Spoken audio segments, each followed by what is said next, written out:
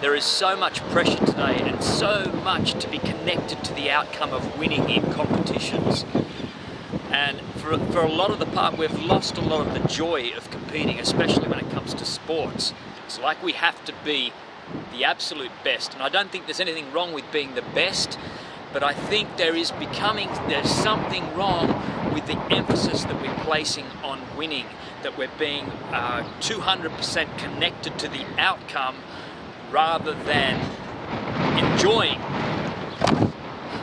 the moment. And I'm going to keep going. I'm not going to be connected to the outcome here. The wind just blew that over. Okay, so allow me to illustrate. You see, many years ago I worked in the disability field, and I was working in the disability field for 20 years or so, training people with disabilities in sport and recreation. One of my first jobs I had working part-time in the sport and recreation field, and I said to the boss, okay, what's my job? What am I actually going to be doing? He said, you're going to be teaching soccer, swimming, basketball, horse riding, the music program, and bushwalking. I said, okay, hold on a minute. So I said, that's all fine, but there's one problem. I am not sure of the rules of basketball or soccer. Not really the sporting type. And he said to me, my boss said to me, he says, don't worry. He says, neither are they. They don't know the rules either. You can all learn together. So the first day I went into this soccer match, I went in to train soccer, and they were in this giant hall. There was about 20 guys, and with about 20 balls, and they were kicking these balls backwards and forwards all over the place, totally all over the place. And it was like, whoa, I tried to gain some control here. I said, guys, calm down, okay, we're going to do this together. We've got to build our team up because we are going to enter some competitions. The boss had told me about competing. And the guys ended up going into competition soccer with other teams with disabilities. The first time we turned up, I drove the bus, we went in there, and it was, to be honest with you, it was absolutely total chaos. There were guys just running around everywhere. The ref was trying to take control. It was all out of control. Anyway, my guys that were playing, the ones that I'd trained, they ended up trying to shoot for goals in the other opponents.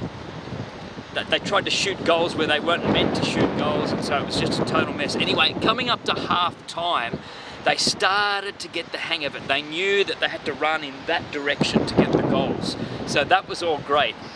But then, of course, they took a break, the ref whistled, and it was time to change sides. So the guys had to change sides. So they just got used to kicking the ball up this way.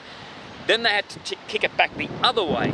And also I was like, no, go back the other way, guys, go back the other way. It was pretty amazing. But here's the point of all this.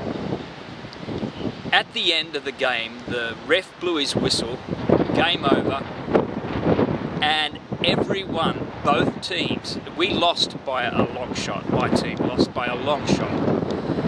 But everyone at that competition jumped up and down like they had won. No one knew any difference. They were there to enjoy the game 100%. So they're all giving each other high fives. It was an amazing sight to see. You see, my guys, because they didn't know it, but they weren't connected to the outcome.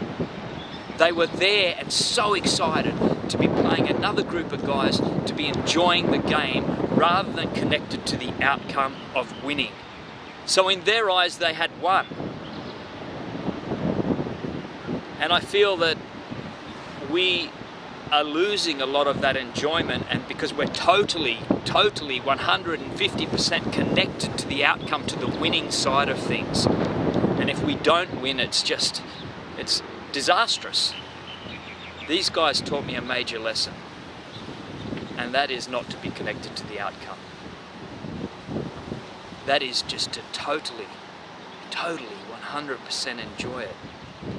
And whenever I'm in any sort of competition, I always remember that. I'll always go back to those moments when they were giving each other high fives and it was like everyone had won. Thanks guys, that's it for me. Next time you see me, I'm going on a little bit of a cruise. I haven't never been on a cruise before.